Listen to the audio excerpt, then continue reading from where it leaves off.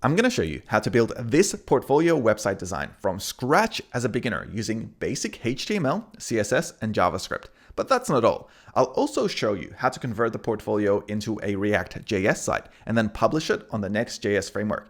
Then finally, if you want a challenge, I'll show you how to add some really interesting AI features, such as a chatbot. So no matter what level you're at, you'll probably learn something new from this video. All the resources will be available in the description below, including an actual resume template that you can use, as well as design files from Figma, and even the source code of this project in case you get stuck. I'd also like to thank Microsoft for sponsoring this video, but I'll have more on that later on.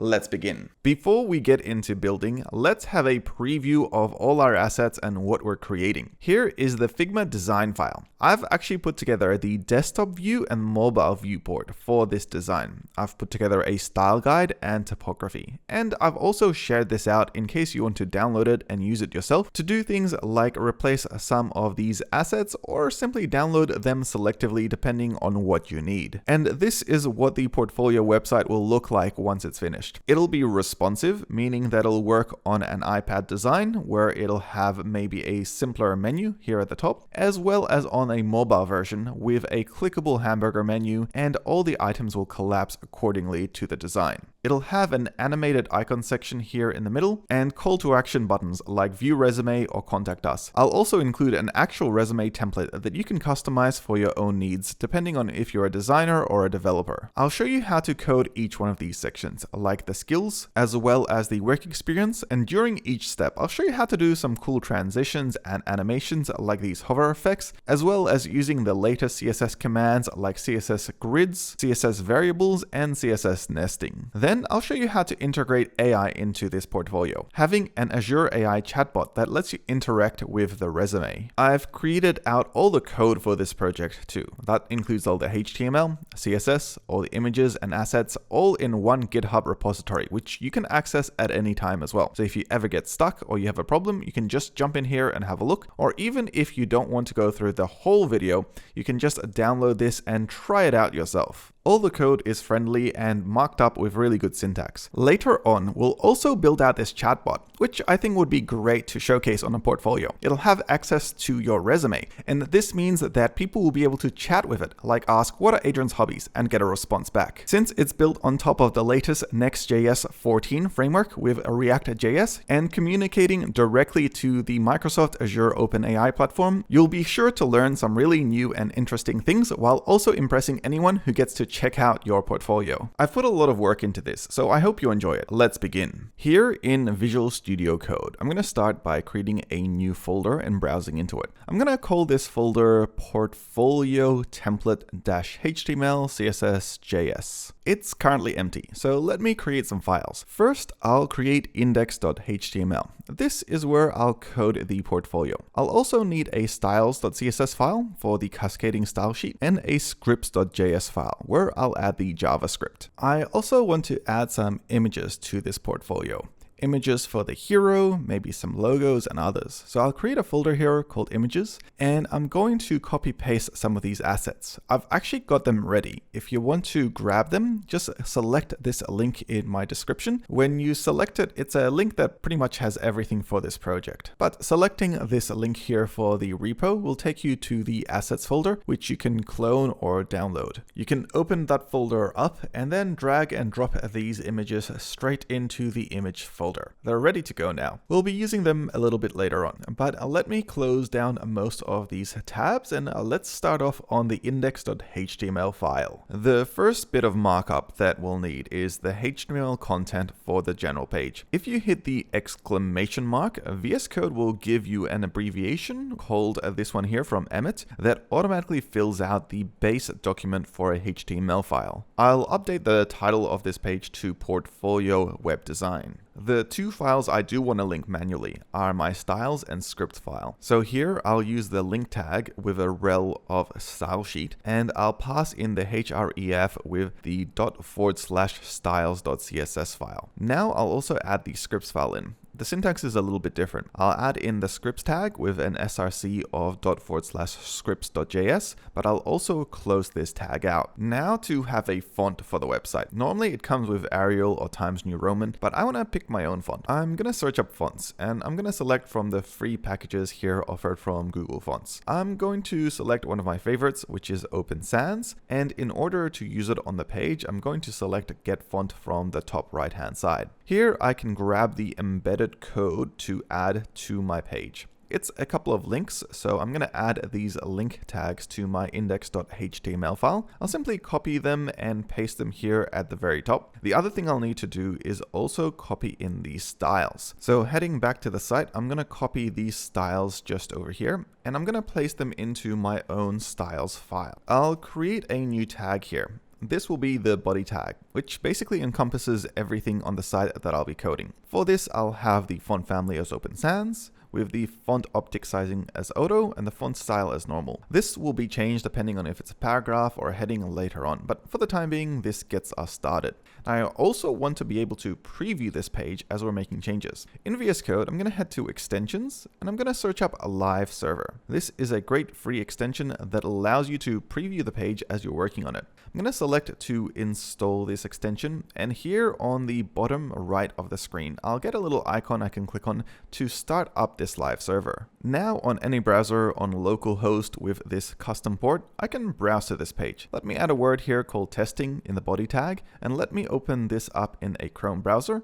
and here it is. Now whenever I make any changes and select save, I'll be able to see them in real time being applied to this web browser. So let me make a change now. I'm going to add a favorite icon. I'll pass in the tag link with an attribute of rel with a string of icon. I'll also need a type, so here I'm going to pass in image/JPG. It's one that I saved in my images file. So the href location will be .imgs/favicon.jpg. Let's have a look at this right now. I'm going to go into my images folder, and if I expand that out, and here under favicon, I've got a picture of my face. If I go to my web browser and have a look, I'll see that the favicon appears at the very top left of the screen. Great job so far. If you get stuck at any point in time, feel free to download the files below. It's time to start coding the header and the navigation for the file. So I'm going to get rid of this testing text, and I'm going to put in the tag here, header.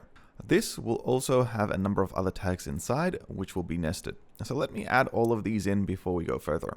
I'll also have a nav tag where I'll have the menu later on, and an A tag where I'll have the logo and the main part of the website. I'll actually add in a class here, and this class will be called logo-holder, and I'll style this out a little bit later. So we have here a spot for a logo, and we have a spot here for the menu.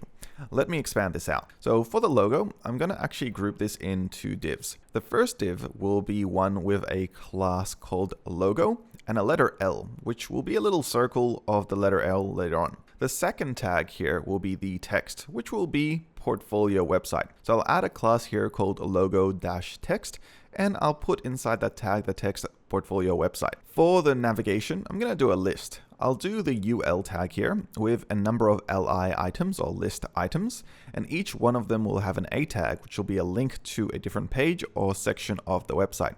I'll start off with the home one. I'll also add an ID here to the menu, because later I want to make it responsive for mobile viewports, and we'll do some JavaScript to make this happen. Let me copy out these LI items and add the different types of pages or sections I'll have on this page. So I'll have home, I'll have skills, I'll have projects, and I'll also have contact me. I will want this to stand out, so I'm going to add a class here, which will have the string of a button, which I'll style out a little bit later on. This is looking pretty good. It's something we can now work with. I want to begin styling these pages, and I'm going to do so in the styles.css file. So let me head to that now. Now, one of the first things you'll want to do when styling any page is set the box sizing. So let me do this just here at the very top. I'm going to add a star as well as a comma and a star before and a star after, which are any objects that appear before or after certain divs. And I'm going to set the box sizing here to border box, the margin to 0, and the padding to 0. This just means that there is a consistent sizing and padding and margin for all tags that we'll work on in the future. A lot of CSS libraries like Tailwind CSS and others already come with this kind of stuff baked in. The other default I'll change is the font size. Normally it's quite small, so I'm going to increase it across the entire site to 20 pixels as a default value. Before working on any of the styling, let me get all the tags in place here as well as the classes so that they're ready for use. Here I'll start adding all the tags.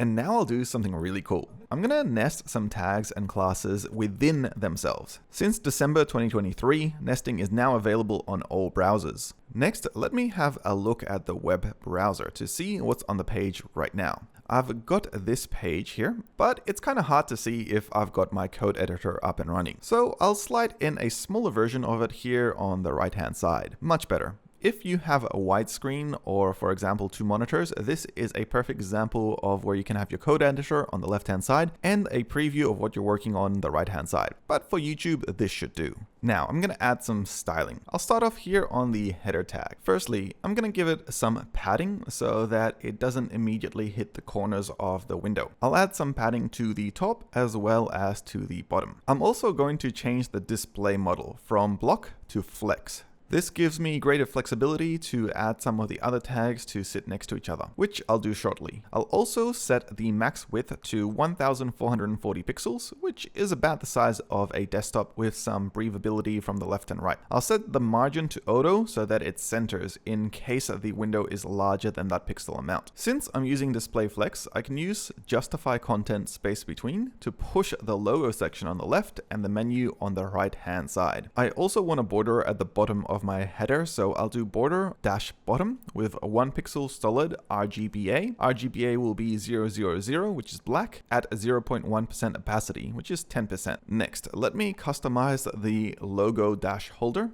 so that this logo actually does look like a logo. First, I'll set the display model to be flex. Flex is actually one of my favorite display models because it's easily customizable. I'm going to give it some padding, 10 pixels to be exact, so that it's all the way around. And then I'm also going to give it a color. You may have noticed everything's very dark blue, and I should probably set some colors for this style sheet. We're going to be using CSS variables for the colors, which makes it easier to reference them later on, depending on how you're building a project, and even to do light and dark mode. I'm going to use root, and in here, I'm going to set the values for the CSS colors. You add in dash dash with the value. So in this case, I'm going to do the base value being 555. It's like a dark gray for my text. I can do variations like dash light, but I like to follow the Tailwind method for this, which I add in as a number. So 100 being one of the lowest and 900 being one of the highest. So I'll add in base dash 100 being like this F1 color, it's a very light gray, and the base 800 being 000, which is black. This is kind of how font weights now work, where you have variations based on numbers rather than saying something like bold or light. I have 3 main colors which I'm using, which is the base color, the yellow color, and the blue color. And I'm going to add variations to each. These are coming from the Figma design I showcased earlier. And if you want access to this Figma design at any point, or even if you want to change these up to have your own theme for the design, you simply change these values, and since they'll be used more as references throughout the design, they'll simply adapt to the entire website design. Great, now that these are all set, let me start using them. The first thing I'm going to do is change my A tag, so it's not this terrible blue which everyone stopped using a long time ago. Here for the A tag, I'll do text-decoration is none, so we remove that underline, and then color var in brackets, I'm going to add in dash dash blue, which is the nicer, softer blue which I said earlier. I no longer have a hover effect for these links because I removed it when I removed the underline. What I'm going to do is add a hover with a text decoration of underline. I'll use the symbol and so that it knows it's still part of this A tag. Okay, I can move back to designing the logo styles. So let me scroll down here to the logo section.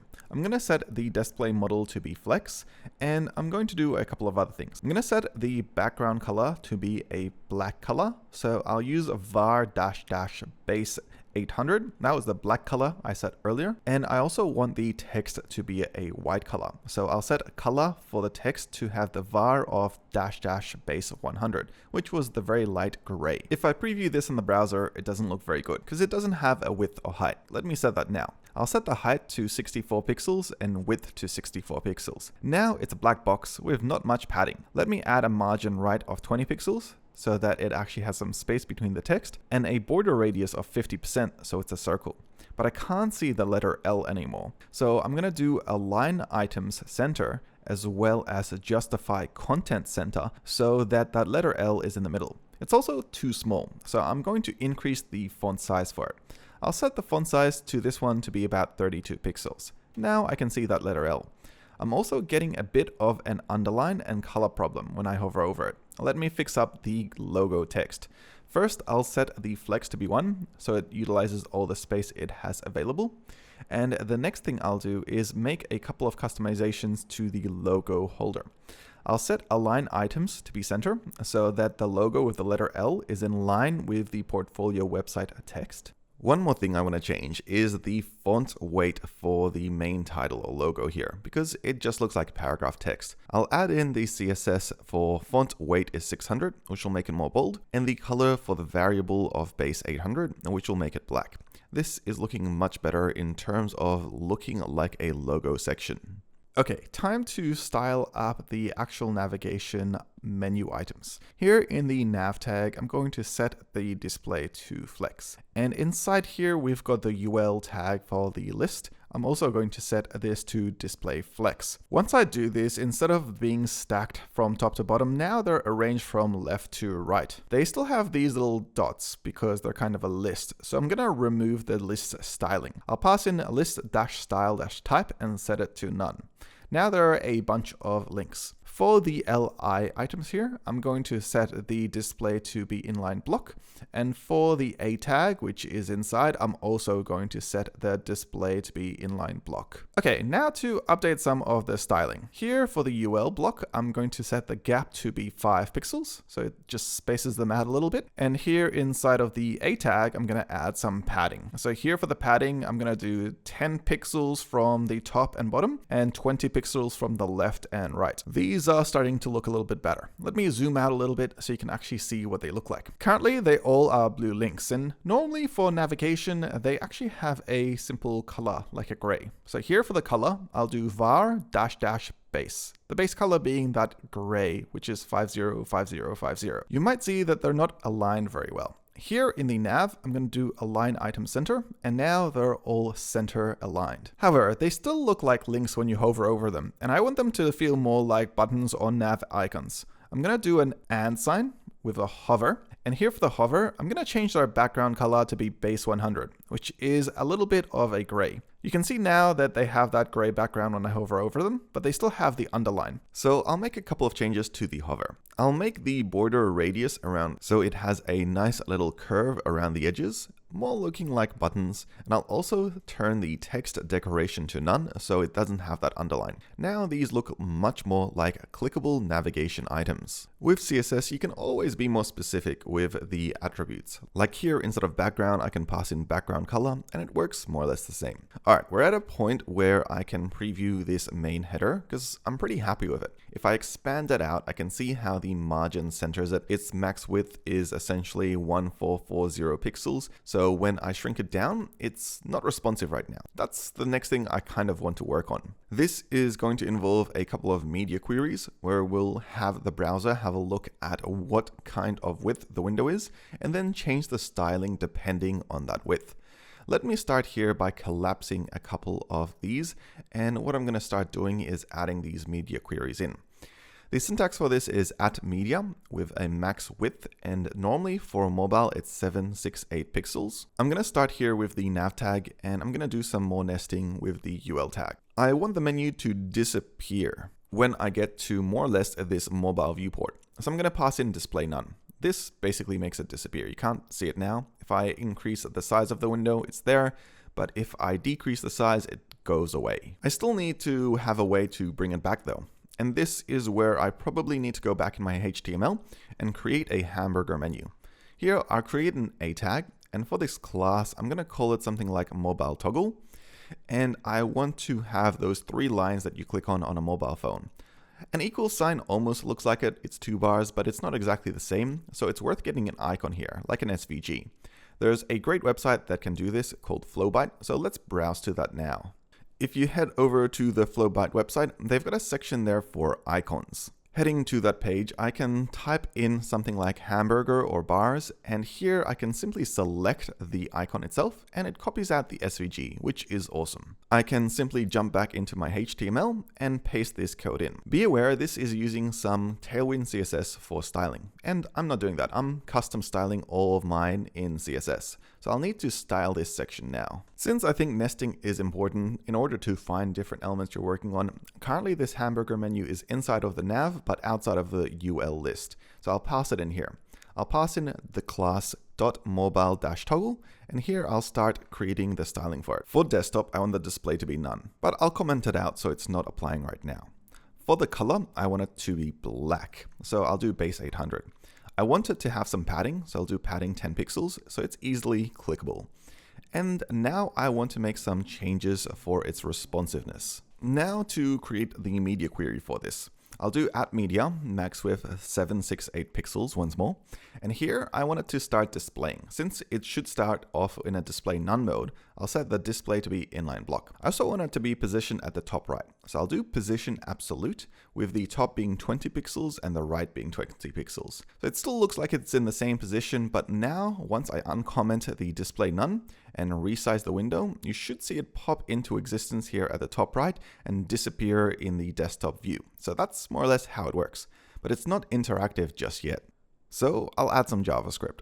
Heading back to the HTML file, here for my mobile toggle, I'll do an onClick handler. This is going to call a function called toggle mobile menu. This will be something that I'll actually define in this scripts.js file. So let me head over to that file now. The JavaScript for this is actually quite simple. What I'm going to do is call function, pass in the name, toggle mobile menu. Inside of curly brackets, I'm going to pass in document.getElementById. Now I want the ID of the tag that I'll be changing. It's one I defined earlier. It's the UL tag here with the ID of menu. So I'm going to copy paste that in here. And then I'm going to grab the class list and I'm going to toggle for the class that is called active as a string here. This will be a class I haven't defined yet, but I'm going to define shortly. In effect, what's going to happen is when I click that mobile menu button, the class to the UL will be added and removed. But now that class needs to do something, so let me create the styling for it. Here, inside of the media query, I'll do and.active. So if the class active exists in the UL tag, it's going to display flex. Otherwise, it's going to display none. So I can test this out on the browser on the right. Let me zoom in. I'm in the mobile viewport. I'll select the button and the menu's appeared. I press the button once more and it disappears. That's the interaction I want. The only issue is that the layout of this menu doesn't look quite right. I'll need to update its styling. So here in this media query for the nav, I'm going to change the flex direction to column, which will push it below. I'll also set align items to be center. This will be useful a little later on in case I want a transition period for an iPad, but for the time being, this should work. I'm not done yet. Inside of the nav, I'm going to add a margin of 10 pixels to the top so that there's a bit of space. And on top of that, I'm also going to set the width to 100%, so it utilizes all the room. However, since it's doing that, it's no longer centered. I'm going to get to that very quickly, but first I'll also want to change the UL here. I'm going to set this to have a flex direction of column as well, so that rather than being next to each other, it's going to be stacked. This looks more like a mobile menu. I'll also change the text alignment to be centered, which is looking better, and the width to be 100%. And so now you can see them all here in the middle. There is only one problem. There are small clickable buttons, and they're not using the entire width. If you were to mouse over them or click on them, you'd have to click exactly where the text is and not anywhere in between. So in order to fix this, I'm going to create an A tag here with some styling, and that will simply be to make the width 100%. Now they're expanded out and utilizing the full screen real estate and are easier to click on a mobile viewport. And we're pretty much done for the mobile menu here. You can see that it's interactive at different viewports, it automatically collapses, and all the buttons are clickable. One more thing I'd like to do is just add one transitionary media query in between the mobile viewport, which is the iPad viewport or tablet viewport. This is 1024 pixels. And the only change I'm really going to add in here is adding in the flex direction and align items to be centered. And here it kind of collapses below the logo, which I think looks great. So now if I expand out the web browser, we can have a look at all the different viewports and how they're working. Now to work on the hero section of the website. Let me close off the scripts since I won't be using that and collapse these other tags which I won't be using anymore. I'm going to create a new tag in here. This will be called main, which is correct in terms of proper syntax markup. And inside of this main class, I'm going to add a section tag. Now in this section tag, I'm going to give it a class of hero, and I'm going to give it one more class, which will be container, which I'll set out later. It'll just define the width of different sections. Here, I'm going to create a div inside of this section, and this will have the class of hero-blue.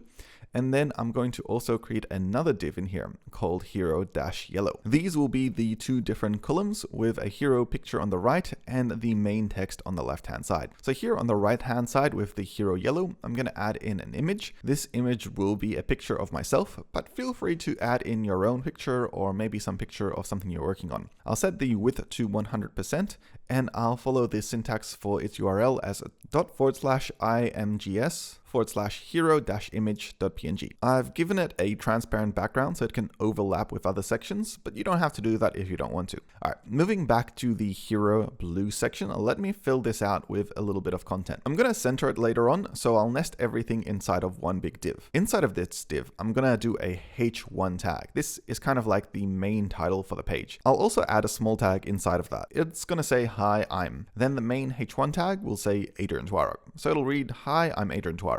But we'll style this a little bit later on. The other part will be the p tag. This will be a small description about what I do. I'll speed this up a bit, but really you want to write about 200 characters here about yourself. Halfway through, I'll create a span tag, which I'll add some more text in, and I'll make this invisible later in smaller viewports. The other thing that's necessary for a hero section is a call to action. So let me create a div here with the class of call to action, and I'm going to add a few buttons in here. It's going to be things like contact me and my resume. So let me create two buttons here, which will be a tags. Right now, I'll have the link as empty, but later I'll actually add a proper resume in here, and it'll be a doc that you can copy out and use yourself if you wish. So I'll do an a tag here of the class of button, and I'll do view resume. I'll copy out this tag, and then I'll create another one, and this one will be called contact me. So we've got these two buttons here. We're not using them, we haven't styled them yet, but they'll look good once we get to that stage. This giant picture of me staring at myself is kind of intimidating, so I'm going to just reduce the size of it for a little bit so that I don't have to have it constantly judging me. All right, let me move on to creating a couple of links to socials. I'll create a tag here with the class of social links, and inside of here, I'm just going to add a couple of links to the GitHub as well as a LinkedIn URLs, which I don't particularly have just yet, but I do have images for them, and you can add these links in yourself if you've got your own GitHub portfolio or LinkedIn portfolio. Here for the image, I'll add the tag with an src of images/github.png with an alt tag of GitHub and a width of around 48 pixels. It's nice and small, but clickable and visible if someone sees it. I'll copy this out and create another one here for LinkedIn and update the alt tag as well for LinkedIn. And that's all the HTML we need to write for the main hero section, which is great because we can just move over to styling. If you have a look on the right-hand side, it doesn't look like much. So let's make it visually a little bit more appealing. Here inside of the CSS, I'm going to collapse the header section and I'm going to create a new section. This section here will be .hero. The first thing I'll do is style the display to be flex so that each one of these items are sitting next to each other as columns. Let me prepare the styling classes here. I'll add in hero-blue and hero-yellow. For hero yellow, I'm going to do flex 1, and for hero blue, I'm going to do flex 1. It's going to make them sit next to each other. Now that I've done that, I'm happy to increase the size of this image to 100% and set the background color to be yellow so that it stands out a little bit. You'll be able to see this box here appear on the right-hand side, but it's kind of boxy. So I'm going to give it a border radius of 30 pixels to give it these rounded edges. I'm going to add some padding here on the left and right, but not from the top and bottom because I want to do some overlays. So I'll do padding 0 pixels, 30 pixels. I'll set the display to flex and I'll do the justify content to center. So my image here is in the middle, but I'll also do align items to flex end, which actually puts me at the very bottom of this section rather than at the top. Now to make a couple of adjustments for the image itself. Here I'll add in the image tag and I'm going to do margin top as a negative 30 pixels. Actually, that might not be enough. I'll do 60 pixels. You'll see now my head is overlaid on top of the navigation menu here at the top. It kind of looks cool, like I'm coming out of the box, and I kind of like that aesthetic, though it's only possible because I have a transparent PNG background. Though I'll also add some margin here to the top of this hero section, maybe something to show there's a gap, like 10, 20, maybe even something like 30 pixels. All right, there's a little bit of padding there. Heading back to the image tag, I'm going to make another change here. Right now it's using too much width, so I'm going to change the max width of it to be 420 pixels. This will actually make it smaller. I'm also going to add margin bottom with negative 10 pixels, so it feels like my hand is resting on the bottom of the box. This is great. And I think this is the hero section done. Let me move up to the hero blue section, which is where we have all the text, and fill that out. Firstly, let's make the background color for this actually blue. I want it to be a light blue so the text is more visible rather than a dark blue. Next, I want to add a bit of a border radius like I did to the yellow one. Here, I'll do border radius 30 pixels so it's nice and rounded. I'll also do padding of 30 pixels so that the text is a little bit buffered from the edges. I'll do display flex and I'll do the flex direction as a column so that it's essentially from top to bottom. And right now everything's aligned at the very top. So what I'll do is I'll justify the content to be centered, and here now you can see it's the center of that blue box. This is looking much better. All right, I want to make some changes to the section itself. This section is actually kind of like the container covering both of these items. I'm going to make the max width to be 1440 pixels, similar to the heading, and I'm going to do margin auto so that it's centered. You can see now it looks much better. I might actually rename this section to be container since it makes more sense, and I've got this class already inside of the section. Next, I'm going to do a gap of 30 pixels. This will separate out the left hero and the right hero items, and I'm also going to do a margin top and bottom of 30 pixels and 30 pixels, which means I could probably remove this from the hero section. This is starting to look very good. Let me put a media query in here with a max width of 1440 pixels.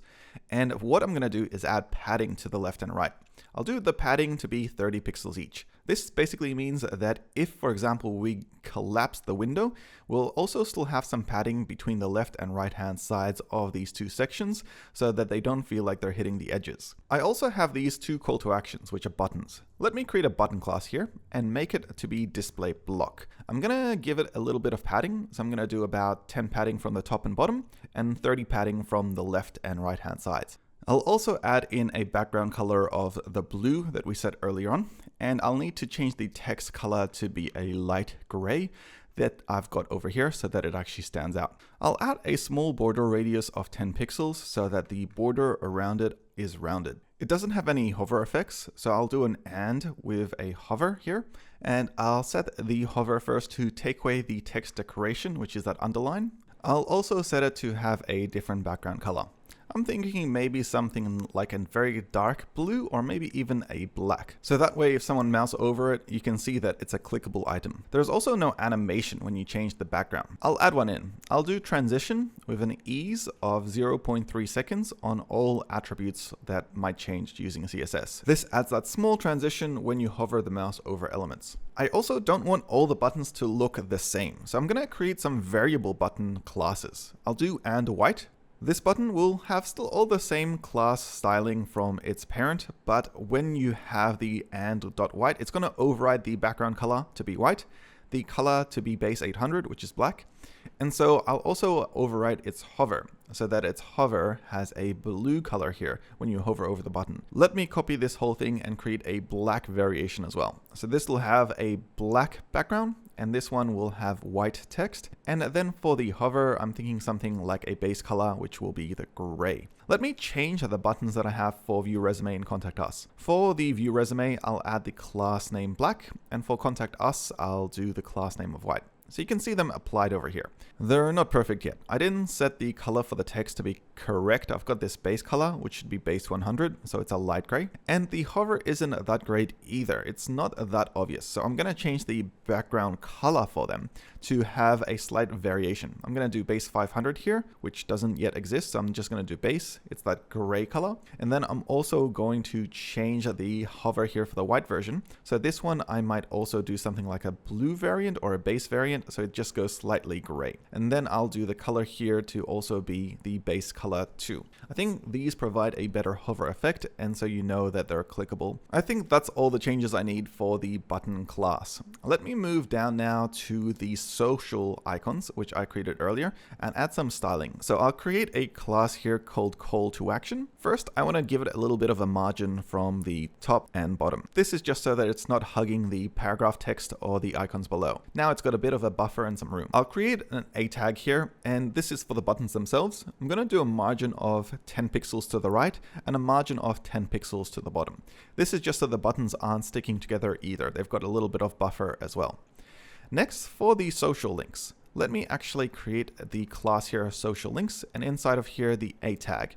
So for these, I'm going to do a hover effect, which will remove the text decoration. Currently, there's an underline, so now I'll remove that using text decoration none, and this section is coming together quite well. I can resize it to see what it looks like on different viewports, and you can see that it's collapsing the buttons really well too. But I want to create a few extra media queries here. On the top section for the hero here, I'm going to do a max width of the tablet view, 1024 pixels, and I'm going to set the flex direction to column. This will collapse the column, and now we have these two rows, and it looks much better when I'm moving to a tablet or a mobile viewport. Now to style some of the text. I'm going to create a H1 tag here with the font size of 64 pixels. This makes the main hero text much larger. I'll change the line height to a 1 simply because a 1.5 on hero text ends up looking like there's way too much space between the two sections. I'll also create a small tag here, which will display as a block. This will break the line between the small tag and the rest of the text. I'll do the font weight to 100. This will make the text much lighter.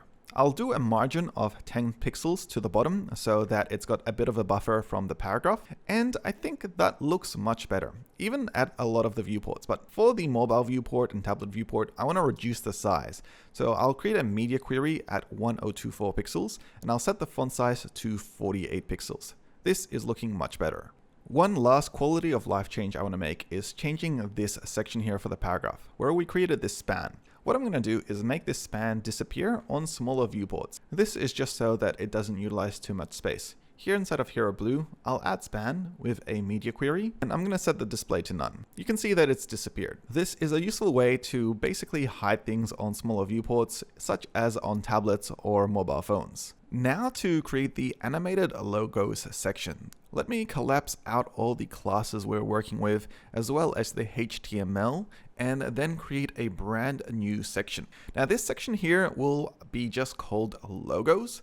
So let me create a class here called container, and then a class inside here called logos. I might actually move this at the very front so that we have consistent styling across our classes and naming conventions. Now for the logos, I'm gonna do a marquee. Now this is the thing where it moves from left to right. But rather than using the tag for it, I'm going to create a class which does the animation. Inside of this div, with the class marquee, I'm going to create one called track. And this track will have all the images of the logos. So the logos are the ones that we uploaded earlier as part of this project. I'll create a tag here called image with an src of /imgs html.png. I'll also have an alt tag here of HTML. I have quite a few logos, so I'm going to speed up this section here where I just manually copy them out, including HTML, CSS, JavaScript, but also things like Sass, React, NextJS, Azure, and VS Code. It's time to do some styling. Let's head over to the styles.css file, and here I'm going to create a new class. This one will be called logos. I want to set the background color for this one to be a light gray, so we know that the logos are inside of this section. And I'm also going to do a border radius of 30 pixels, so it's consistent with these sections above. I'm also going to give it a little bit of padding. So I'll do padding 30 pixels from the top and bottom, but not from the left and right, since they'll be scrolling between the box. Now to create marquee with styling in CSS, I'm going to add the marquee class and the .track class. And I'm going to start to design it. I'll start by setting the width and the max width. I'll set the width to 100 view width and the max width to 100%. I'll also set the height to 128 pixels, but some of these icons are overflowing, so I'll do overflow hidden, so you can't see them. For the div with the track class, I'm going to do the position to absolute. This also means that I need to have the position of relative for its parent, so that it uses that as reference. I'll set the white space to be no wrap. This means that it won't collapse or wrap down to another row, and I'll also set the wheel change to transform. Here, I'll add the animation. The animation name will be marquee, which I haven't added yet. It'll be over 40 seconds, linear, and it'll be infinite in time. Finally, I'll set the display model to flex with a gap of 10 pixels, giving some space between the icons. Now to set the keyframes for the animations. These need to be created outside in their root. I'll set keyframe is marquee. I'll have the start position at 0% and the end position at 100%. And I'll do a transform on the X value. It'll start off at 0 and then finish off at negative 100%. The issue is that once it gets to 100%, there's a blank space. So one trick is to do it at 50% and then to make 2 lots of images so that as soon as it hits 50%, then it repeats. This is going to be just me copying out those image tags, and now it kind of repeats forever. As soon as it hits 50%, it goes back to the start.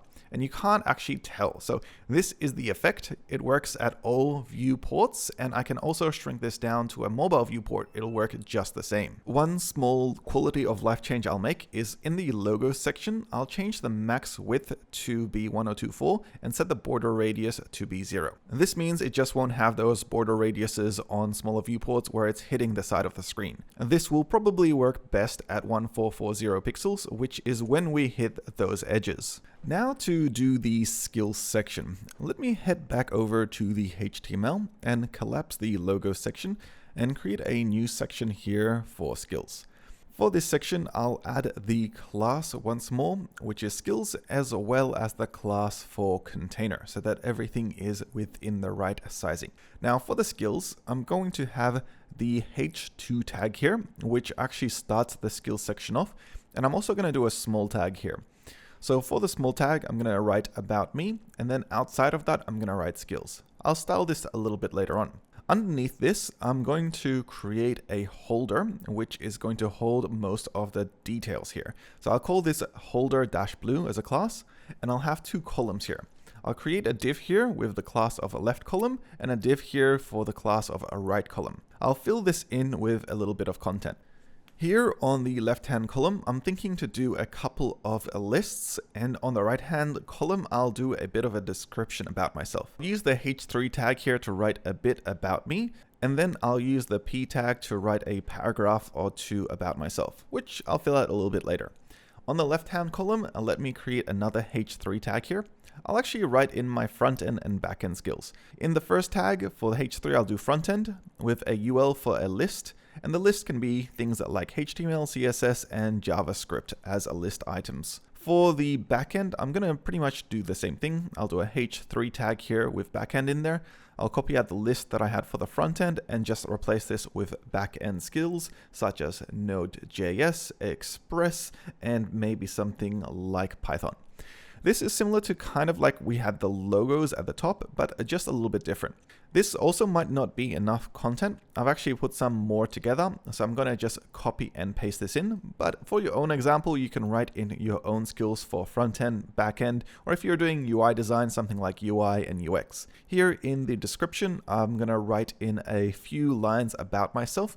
I'm actually going to make this 2 paragraphs, so 2 different P tags, and I'll fill this out with a little bit better spacing later on using styling. Now you can see on the right hand side that the browser actually showcases quite a bit of content that hasn't quite been styled yet. So let's move over to doing some of that styling. Here in the style sheet, I'm going to create a new class called skills. Inside of this skills class, I'm going to write out the other classes that I'm currently using. This includes the holder-blue, the left column, as well as the right column. In the parent class holder-blue, I'm going to add the background color of blue. It's that light blue that we had earlier in the hero section. Then I'm also going to pass in a border radius of 30 pixels so that it's got a consistent look, and a padding of 30 pixels so that the text isn't hitting the corners. I'll set the display of flex, which will set these columns to start working, but I'll also set each one of the columns to have a flex of 1, so they're equal in size and both using 50% of the screen. Now let me move back up a little bit and create a h2 tag, since this is our title.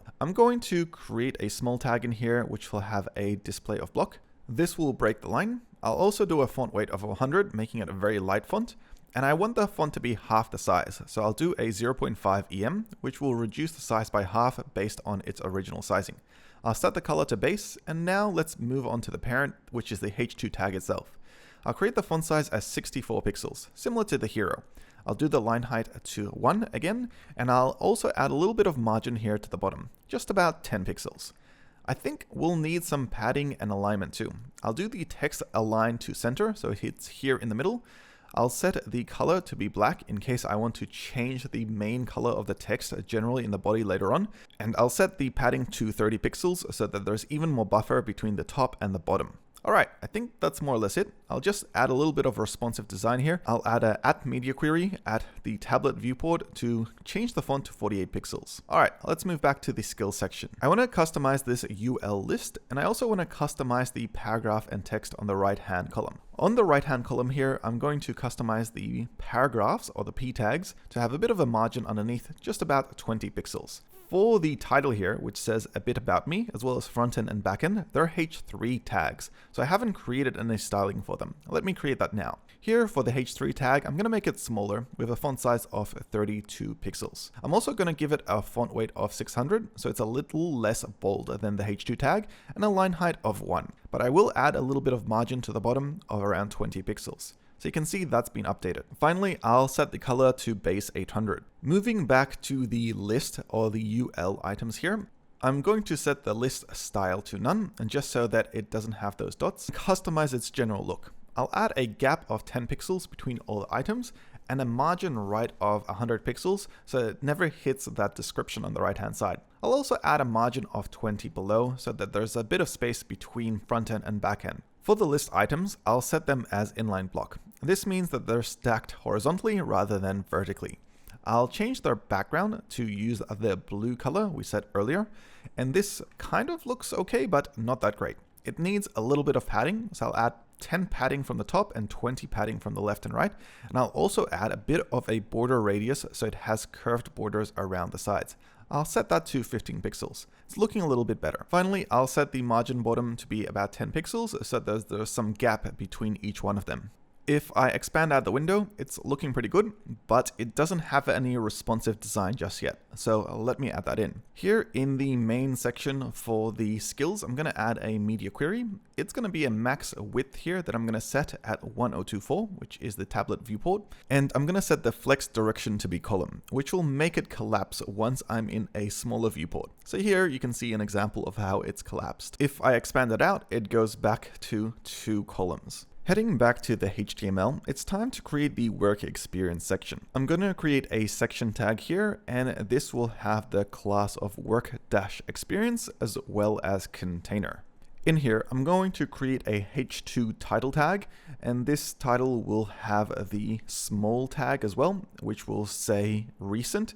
And then inside of the h2 tag, I'm going to pass in a work experience. Since there's already global styling for this, it already looks good when I preview it. Within the CSS, under body, I'm going to add padding bottom to 1000 pixels. This is just so that I can scroll down further on the page to show you the content I'm currently working on. I'll remove this later on in the video. Heading back to the HTML, let me work on the other tags in this section. They're going to be the jobs. So here for the jobs, I'm going to do a number of jobs, just 3, and each one of these will be an article. In this article, we're going to have a few things. We'll have a figure, which is where we'll put the image. We'll also have a h3 tag, which is the title of the job, a div, which is the date, and a paragraph tag, which is a short description of the job. Let me start filling this out. Here in the h3 tag, I'll put in workplace 1. In the div tag, I'll put in the date, so from 2000 to 2020. And for the paragraph tag, I'll just put in this is a description of the workplace.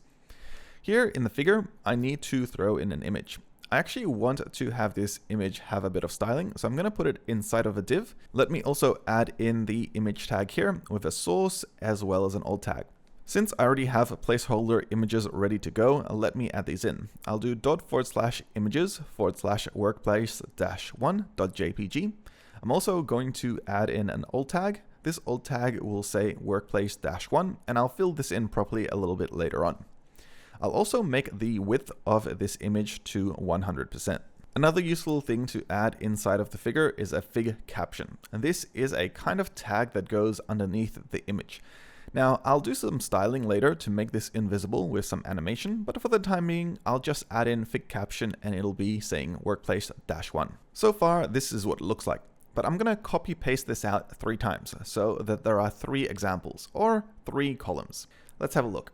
I've got these 3. I'm going to quickly relabel them to 222 and 333. And so that way you'll be able to see 3 different examples here. They're currently collapsed, so let me start styling out this work experience section. Here in the style sheet, I'll create a new class and call it work experience. Then I'll create another one called jobs.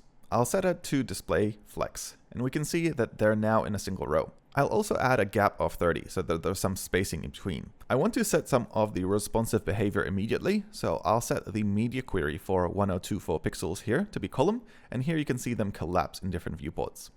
Next, let's do the styling for the article. There's a few things happening here. First, I want to set the background color to be that light yellow color at 100. Then I'm going to set the padding to be 30 pixels so that there's some spacing in between the text and the actual color, and the border radius to be 30 pixels since that's what we're using everywhere else. This is looking better. I'll also set the flex to be 1 so that each one of these items is more or less the same size. Next, let me create some of the other tags here. So we've got the H3 tag here. I'm going to set the margin top and margin bottom here to be 20 and 10 so that they're looking better in terms of their spacing and overriding the existing spacing. For the div, which holds the dates, I'm going to set the font weight to be 600, so it's a little bit bolder, but not as bold as the title. I'll set the margin to be 5 pixels at the bottom. That looks good. I'll also set the color to be base 800. For the paragraph, I'm just going to update the margin. So I'm just going to give it a margin bottom of about 10 pixels. Now to style the image. The image is inside of a figure. So first I'll style the figure and then the image and the fig caption. For the figure, I'm going to set the width to be 100%. I want all the images to be the same size. So I'm going to do padding top at 56.25%. This gives a 16:9 ratio for the image.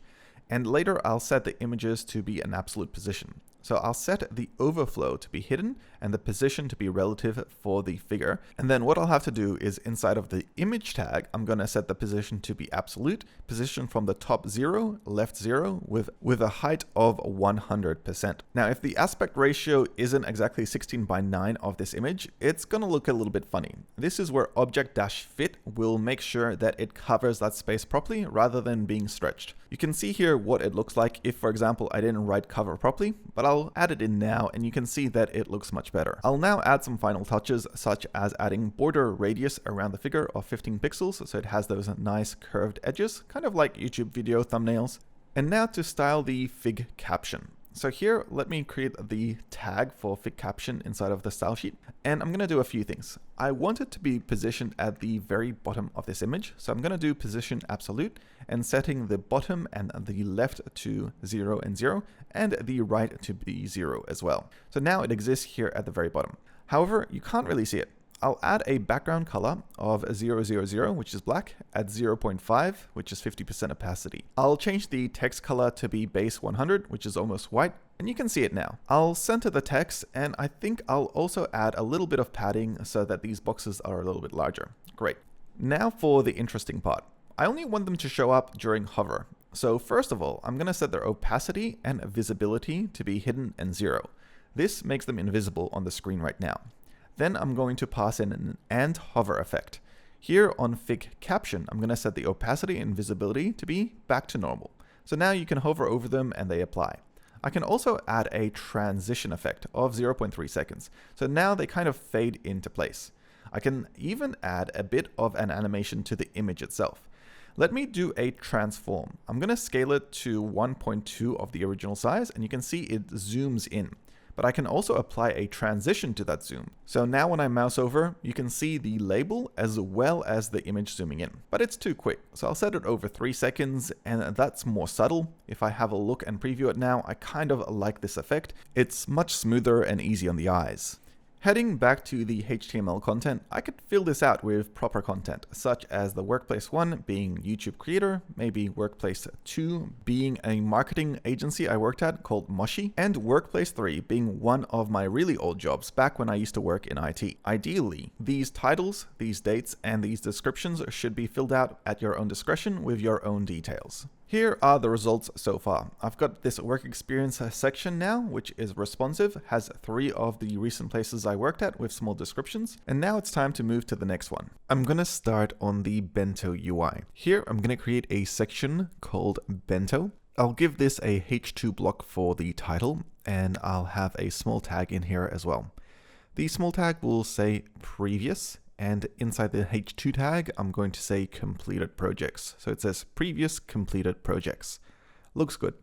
Now underneath, I'm going to create a div called Bento grid. Inside of this div, I'm going to have a number of Bento items. So I'll create a div with a class here called Bento item.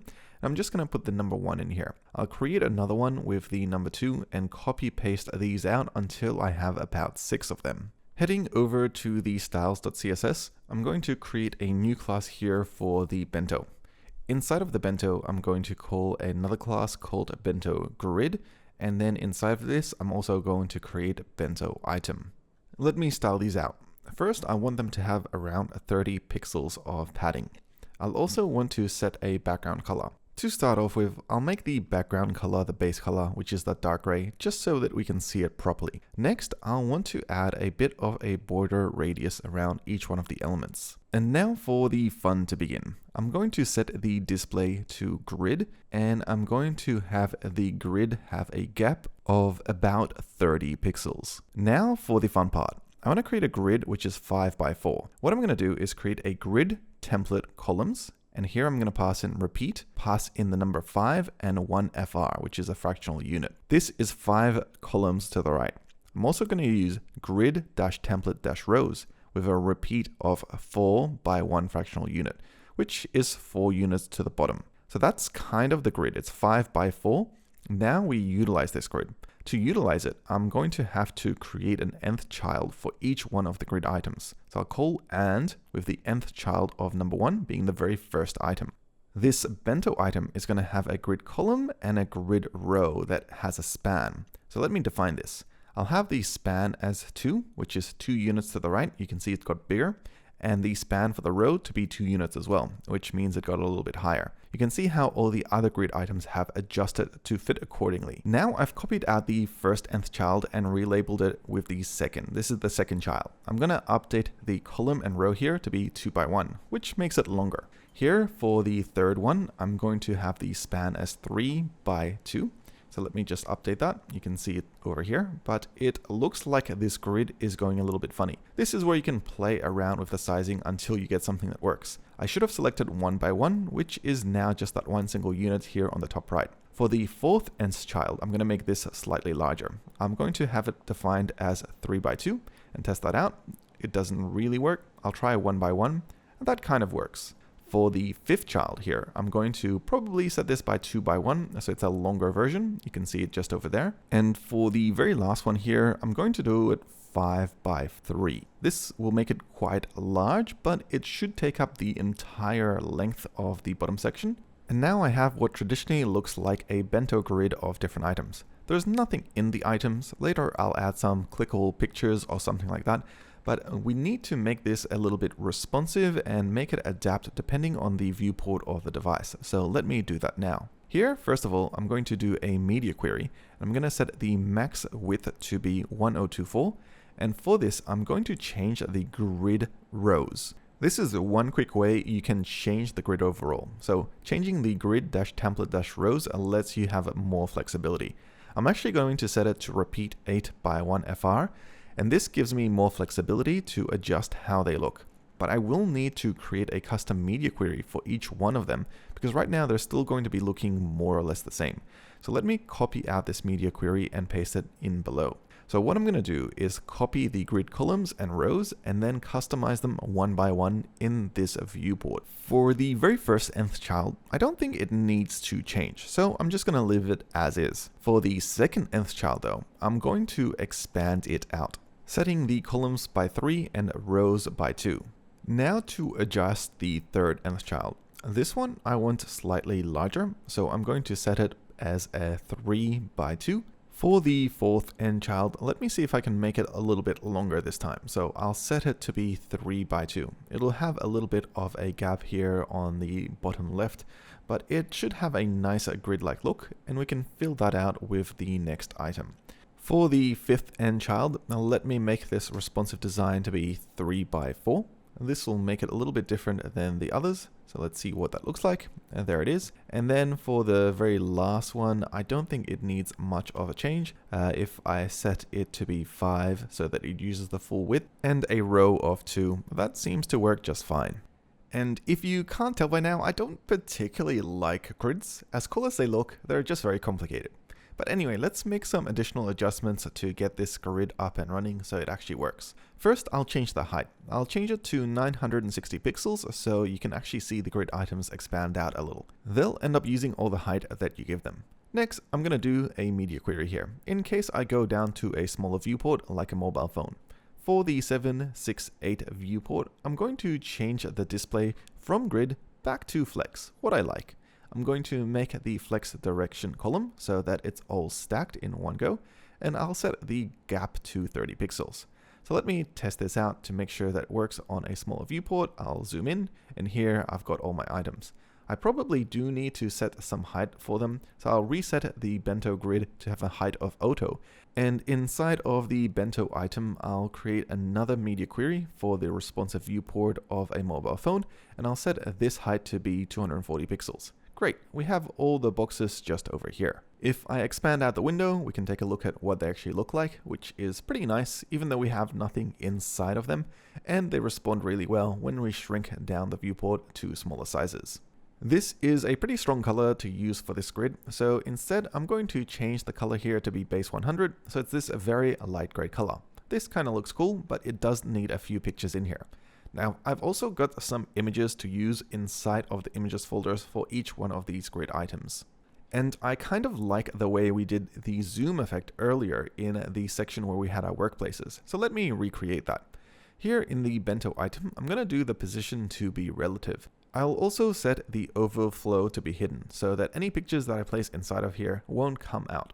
I'll set the images and search up the previous CSS we used for our images just over here in the figure, and copy paste these into the section below for the Bento item. So this will make the image an absolute position, and it can even be animated to have that really cool zoom effect. Let me grab one of these recent images that I had earlier on and paste this into the very first grid item. There it is, looks good. Let's try another. There it is. And a third, yep, all of them are resizing quite well. But I don't want to use these images. I'm going to use different images, so let me remove them for the time being.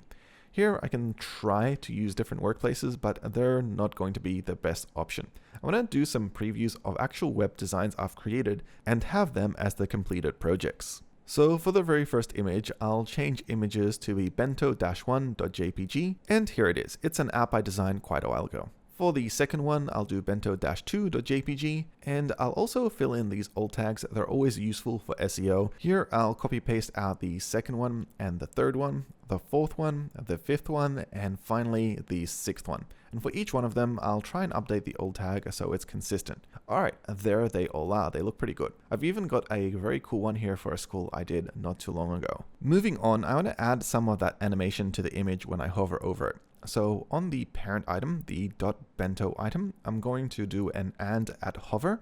And here for the image, I'm going to do that transform with a scale of 1.2. And you can see that being applied right now on the right hand side in the browser. That's the Bento grid section more or less done. Though there is one other thing that I think would be useful for this section, which is to make each one of the items clickable, because right now they're divs, but if I click on them, nothing actually happens. And it'd be great if you actually went to the page depending on the project you created. So here in the HTML, I'll go to the very first div and I'm going to turn it from a div into an A tag. I'll also pass in a href with a hashtag for the time being. I can pull in the URL for these pages a little bit later on, or you can add your own ones if you're building your own project. I'll do the same for the other ones. I'll just paste in an A tag for each one of them and have the href to be that hashtag. These are now all clickable and will be great if someone's previewing your portfolio and they actually want to click through and see some of your work examples. All right, I think that's it for the Bento grids. Let's move on to the last section here, which is to create the layout for a chatbot, which we'll create out a little bit later on in this video. So let me create this space for it here. Inside of the HTML, I'm going to create a new section here. This section I'm going to call the Chatbot with the class Chatbot. I'm also going to give it the container class just so that it aligns along with the rest of the content, and I'll do that to the Bento because I think I forgot to do that. I'll add a h2 tag here and a small tag, and this one's going to say talk to me, and then here I'm going to write Chatbot. So you can see it here on the right hand side in the browser. I'm going to also add a Chatbot -blue. This is the blue box that will basically hold the chatbot as well as the details for it. I'm going to have some info on the left and the chat box on the right. So I'll add a class here called chat_info with a div and another div for the chat-box. Inside of the chat_info div, I'm going to do a h3 and 2 paragraphs. This will be the title and the explanation. I also have an A tag where you can maybe download the resume of which I'll be using the chatbot as context and reference. So I'll write in the h3 block Azure AI chatbot. In the A link, I'll write download a resume. And in the paragraph, I'll just write in these 2 sentences which I prepared earlier that says that this is a chatbot that lets you interact with my resume or CV. For the chatbox div, I'm going to add a couple of other divs. I'm going to add a div with a class of scroll area, which I'm going to make scrollable in the CSS a little bit later on. I'll add a list with an ID of chatlog, and here I'll use some JavaScript later to populate this with messages from the user and the AI. But for the time being, I'm just going to make it nice and light. It'll have a span with a class of avatar and bot, and it's going to have a div, and here this div is going to be just the messages from and to the user. So I'll call this class messages. Inside of the span, I'll just write in AI, and inside of the message, I'll just write a generic AI message like this one here. Okay, I can copy out this list item and create another one for the user, and it can be more or less the same. I'm just going to change the class here under the span from bot to user and change the message here to be something more like a message from a user. I'll collapse this list log and create another div here with a class of chat message where I'm going to have an input from the user that users can place for messages as well as a button. This will be an input tag with the type of text and a nice little placeholder to incentivize users to send a message. I'll also have a button here, and for this button, I'll just give it the class of button and maybe black as well, which we've already defined and styled earlier. That's it from the HTML code for this portfolio section of the site. Let me move over to the styling now and make this look a little bit better. I'll start by adding the class name of chatbot, and nested inside of that, I'm going to add chatbot-blue. This is the blue box that everything will be inside. So I'll add a background color of the variable --blue 100, which is that light color, a border radius of 30 pixels and padding of 30 pixels. You can see I'm always trying to stay very consistent here. I'll also give it a padding of 30 pixels and a gap of 30 pixels and a display of flex, which means that we have the 2 sections here on the left and right. I'll immediately add the media query at a tablet viewport on 1024, where the flex direction changed to column. That way it breaks apart in smaller viewports. Heading over to the different tags, I've got a p tag here, and I'm going to give it a margin of 30 pixels at the bottom so that it breaks these 2 sentences apart. And I'll create classes for the chat info and chat box. I'm going to give them 2 different flexes, 3 by 4, so that the chat info has less space and the chatbot has more. I'll add some padding right to the chat info, so it's not immediately hitting the corners. And for the chat box, I'm going to make the background color white because that will basically let it stand out from the rest of the content, making it seem like it's an actual box where chatting is happening.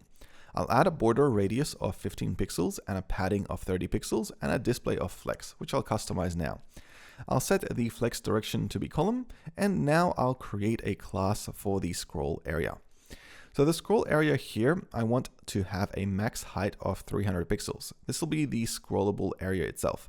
I'll also set the height to be 300 pixels and set the overflow -y to scroll. This will make a scroll bar appear and make this whole area scrollable within 300 pixels. Once we've finished styling, I'll show how this works. I'll create the UL styling here. I'll set this to have a display of flex, and I'm also going to make the flex direction column, so it's stacked. I'll set the flex direction to be column and the flex content to be flex end, which should make the content appear on the bottom, but I still need to do a few things to the scroll area to make this happen. I'll also set the gap to be 15 pixels so that there's space between the list items. For the list items, or the LI tag, I'm going to set the display to be flex, and I'm going to set the align items to be center, so that later when I have a little circle for the avatar, it's in the middle. I'll set the gap to be 15 pixels to give it some space between that little circle and the div tag. And here I'm going to map out how that little circle will look. It is a span. I'll start off by giving it a background color of blue. You can see it there on the text. I'll make the width and height 64 pixels, so you'll see these two squares appear. I'll create a border radius of 50%, turning them into circles, though they kind of look like ovals right now. I'll need to fix that shortly. I'll set the display to be inline flex, and the text is currently at the top and on the left, so I'll do align items center and justify content center, and this will make that text in the middle. Now to fix their sizing. Here I'm going to create a div tag with a flex of 1. This will use up the rest of the space available inside of its parent, and therefore make the circles for the span tag not be squeezed into ovals. As a chat log, the problem I have right now is that all the messages are aligned on the left and look the same. So I'm gonna do a interesting thing here. I'm gonna use the nth child and search for any children that are even. When they are, I'm going to set the text align to be on the right. I'm going to do the justify content to be flex end, and I'm going to set the flex direction to be row reverse. You'll notice now that the message looks like it's in reverse, which is cool. I'll also nest a span tag in here, changing the background color of this circle to be yellow. This looks much better and looks more like a chat log. Let me make a few other minor adjustments. Here inside of the span, I'm going to do a responsive query. The @media at max width 768 pixels or a mobile viewport, I'm going to set the width and height to be 48 pixels so these circles get smaller on smaller devices. In the HTML section, I'm going to go and find the little button I created for download resume and add a class to it. I'm going to have that class be called button and the color to be black, so I'll add the class black as well. I forgot to do this earlier. Heading back to the styling, I'll collapse these sections and create a new class here. This class will be called the chat message, which is where we have the input. I'm going to set this section for this div to be a display of flex and have a margin top of 15 pixels. So it's a little bit further away from our chat log. I'll give it a gap of 15 pixels and style out the input tag and the button tag. For the button tag, I'm going to do a border of none, a cursor of pointer, and for the input tag, I'm going to give it a border radius of 10 pixels so it has rounded corners. I want it to grow and utilize all the room in this parent div, so I'm going to set the flex to be 1.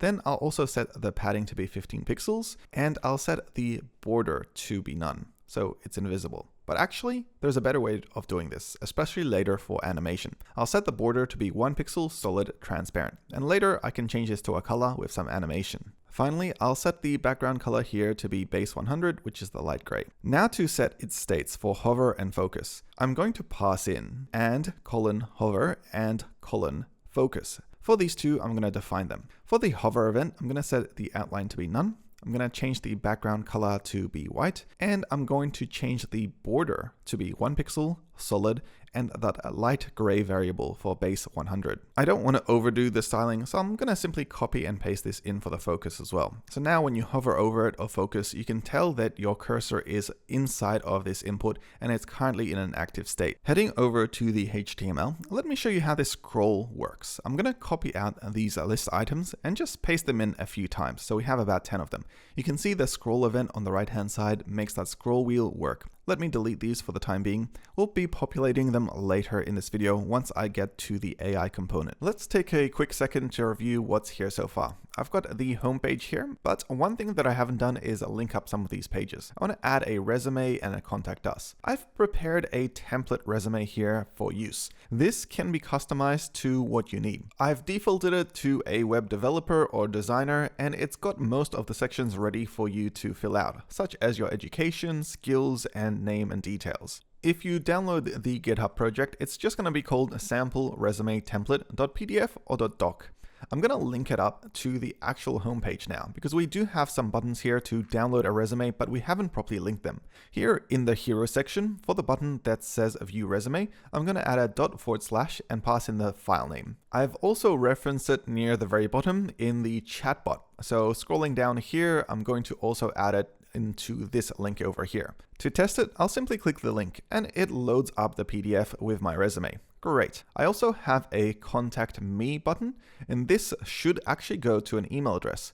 So I'm going to pass in here mail to, and then I'm going to add in colons my email address, which is hello@adrian.com. Clicking this button brings up the operating system's mail client. I also reference a contact me in the navigation. Let me pull up the header and head over to the portfolio navigation and go to the contact me section here and paste in that mail to once more with my email address. Great, this works too. But these other nav menus aren't doing anything. When you click on them, it just takes you to the top of the page. So I'll actually fill these in. If I simply add #skills and #projects, they'll immediately go to the ID of the div or the tag that has those. So let me actually add these in. In the section here, I'm going to add in the ID of skills under skills. And in the section here for the Bento grid, I'm going to add in the ID of projects, since these are some of the work examples I've worked on. Now, if I go to the header navigation and select one of these links, it'll actually scroll to that area. And this is the kind of behavior I was expecting. You've now successfully finished the first part of this video, building up a website portfolio design from scratch using HTML, CSS, and JavaScript. But we're not done yet. There's a few more parts to this video. So far, if you've gotten stuck at any point, feel free to download the source files from the GitHub repository. I'm heading over to Google and I'm going to search up NextJS. And this is the NextJS website, and it's pretty easy to install. You just run this npx create-next-app command. I'll open a brand new instance of VS Code up. What I'm going to do in my terminal inside of VS Code is browse to my GitHub folder. Then I'm going to copy paste this command in. It's going to ask if I'm going to use the latest version, which I am, and I'm going to call this project portfolio-website-Azure AI. The rest of these settings don't matter too much. I'm just going to select to accept all the defaults that are pre-assigned. Then Next.js will install in the background. Now that this has successfully installed, I'm going to browse into the folder. I'll select open folder here in VS Code. There are a few files and folders here to get us running. I've got the package.json, which has our project name, as well as how to start the actual server. Here in terminal, I'll run npm run dev. This will load up a local server on port 3000, which we can browse to. Here it is, and here's our Next.js app working, but it doesn't have our portfolio website just yet. We'll need to replace this content. So let's do that now. Heading back to VS Code, and let me close off the terminal and the package.json. Inside of the app folder, we have a few files here. The global CSS, which has all our styles, the layout, and the page.js. Now for the page.js, I want to get rid of this main tag and also remove all the content in between. So I'm just going to scroll here to the bottom and delete all of that. I'll paste in the HTML content soon, but for now, I'll just put in hello world. Then heading over to the layout.js file, I've got the title for the website here, which I'm going to replace to website portfolio.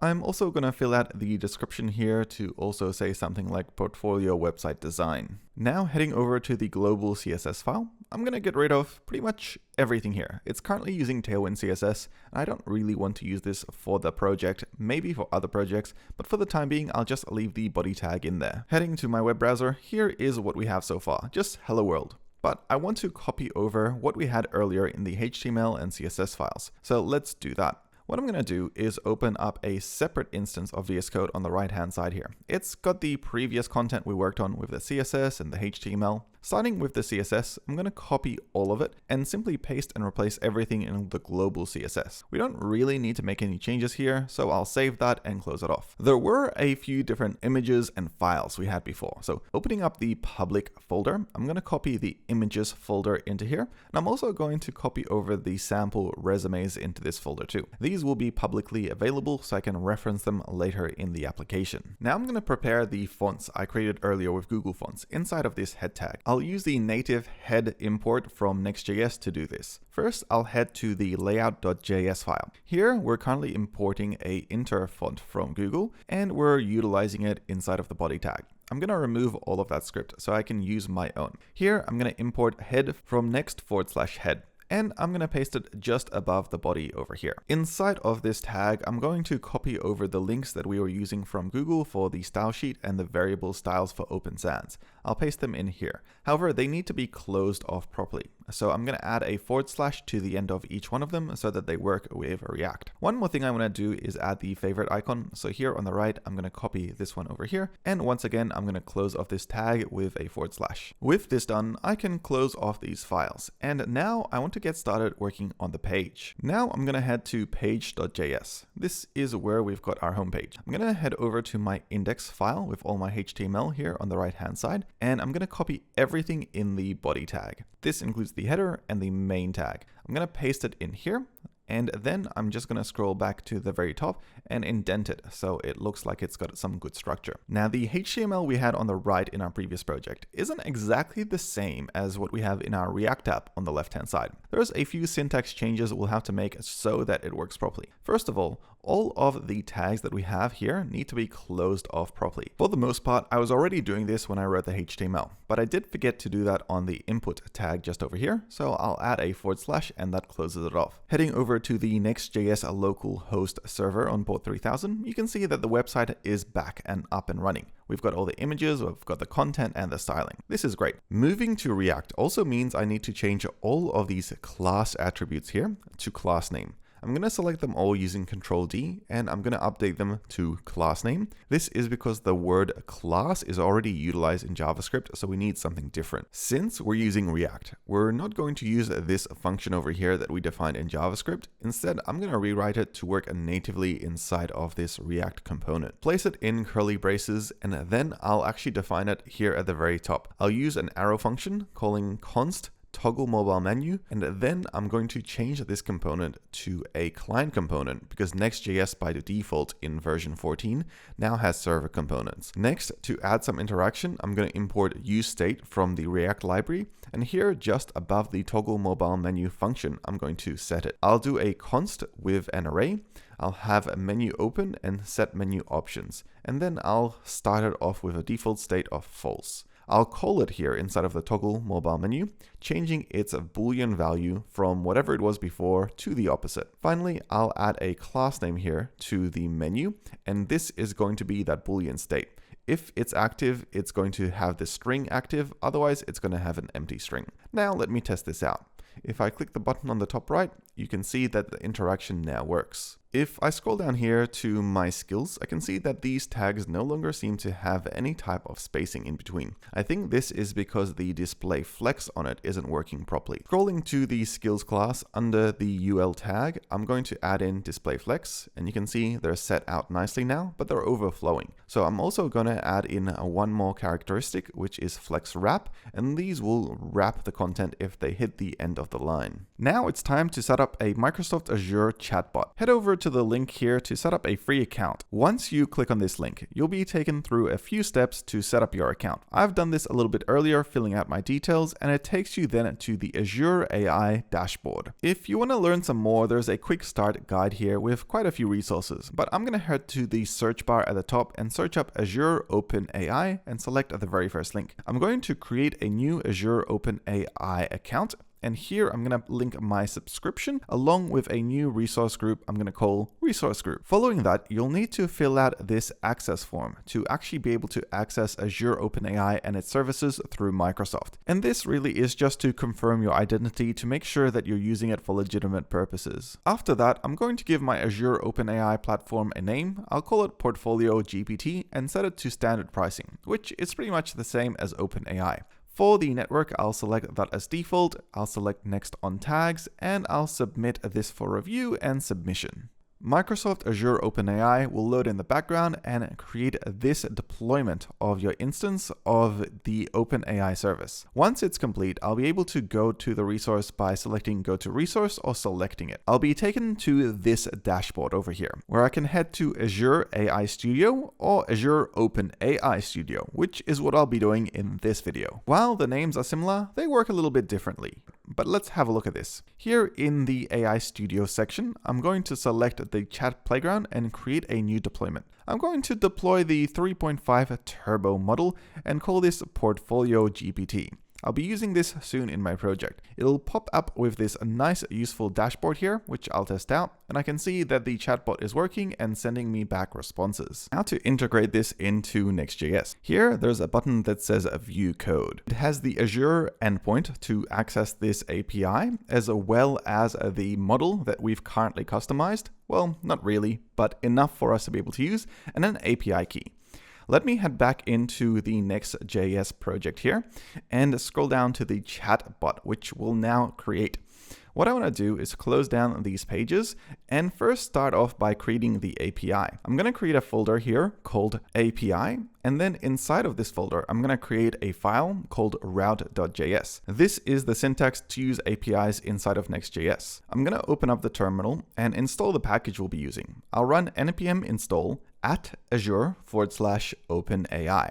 This is a package created by Microsoft so it can access the endpoint quite easily inside of JavaScript. Now to import it. Here in the routes.js file, I'm going to write import and then curly braces OpenAI client as well as Azure key credentials from the package called @azure/OpenAI. I'll then import a package from Next. This one is called Next Response, and it allows us to interact with the API doing GET and POST requests. I'll import this from next/server. I'm going to create some variables here for the endpoint, the model, and the API key, so we can plug it into the OpenAI client. I'll create the const values for these, and I'm going to be pulling these securely in from the environmental keys. So I'm going to pass in process.env, and in capitals Azure_OpenAI. I'm going to copy this out a few times and then fill them in. For the first one, I'll just do _endpoint. For the second, obviously API_key. And for the last one, _model. These are being pulled from an .env file, which we haven't yet created. Let me copy over this text and create that file now. I'll cut this out, and inside of our files, I'm going to go to the root folder, and then I'm going to create a file called .env. Here is where we set these, so I'm going to paste these in, and we're going to create an equal sign at the end and pull these in from the OpenAI website. I'll start off with the model name, which I've called Portfolio GPT. I'll copy this and paste it here at the very bottom. Then the endpoint URL, which is just over here. I'll copy that and paste it here in the endpoint environmental key. And finally, the API key, which must be kept secure. You'll find it just down here. When you copy it out, you can paste it into your environmental keys, but make sure you don't share this publicly anywhere. I'll be deleting mine after I'm done. With that done, I'll set up the Next.js response here. Now it's going to be exporting an async function, which will be a post. However, to start off with, I'll make this a GET request. Now it's going to have a request object pass in, which we can utilize later on. But for the time being, I want to test it out. So I'll do a return using the next response.json query, and I'm going to return hello world. I want to open this up in the web browser just to make sure it's working. I'll pass in /API on my localhost server, and there it is. It's working quite well. Now to actually define the API client for OpenAI and start to do a chat log. I'll need to define the client by calling const client is equal to new OpenAI client, and I'm going to pass in the endpoint URL as well as the Azure key credentials with the API key in there. All right, with the client defined, I also need to define a message log. I'll do an array here. So const messages will equal, and in curly braces, I'm going to define a system message and a user message. Here in the system message, I'm going to do the content as you are a helpful assistant. And here for the user message, I'm going to say, what's the meaning of life? Actually, I've got a better question. What's better, JavaScript or Python? Let's see what the AI answers with that. Now to call the API. Here I'm going to create a const value called response, and I'm going to await a response from client.getChatCompletion. Here I'm going to pass in the model as well as the messages, and I'm also going to pass in one more object, which is the max tokens, which is always useful if you want to make sure that you're limiting requests to and from the model. Now to test this all out. Here in the message where it said hello world, I'm going to replace that with the response from the server. It'll go response.choices index0.message.content. Let me refresh the page on the right here. And here's our response from the AI model, saying that as a large language model, it doesn't have a preference. It's just trying to trick you. JavaScript is obviously better. Anyway, we've got the API working. So let's go on the front end and create a post request to start interacting with this API. I'm going to close down this route file, and I'm going to open up the page.js file. I'm going to customize it a little bit. First, I want to add our message log in here using useState. So I'm going to create a new const value here called messages and set message. And I'll head back to the routes file and just copy over the same objects I had earlier so that we can see this in a chat log on the front end. So let me scroll down here to the section where I created it originally.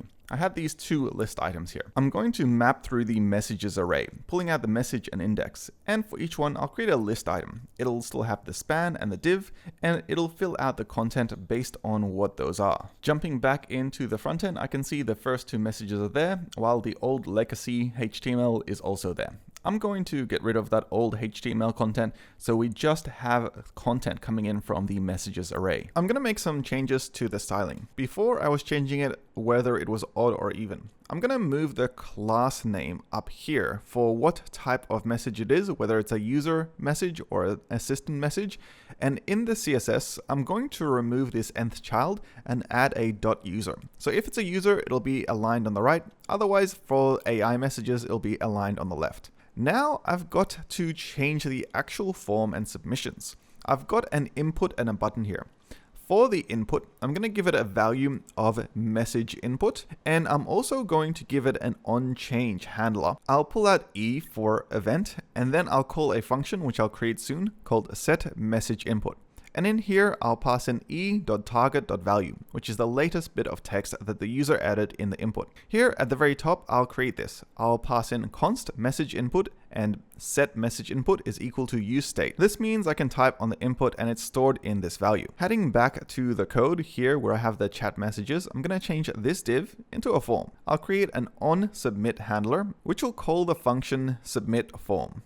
All right, let's create this function. Scrolling back all the way here to the top, I'm going to create an async function for this. It'll do a fetch request later on to the server. So I'll const submit form is equal to async. I'll pass in the E for the event handler, and I'll close the curly brackets. I'll add e.preventDefault so it doesn't reload the page, and pass in alert form submitted. There it is. Now I'm going to change this up a little bit.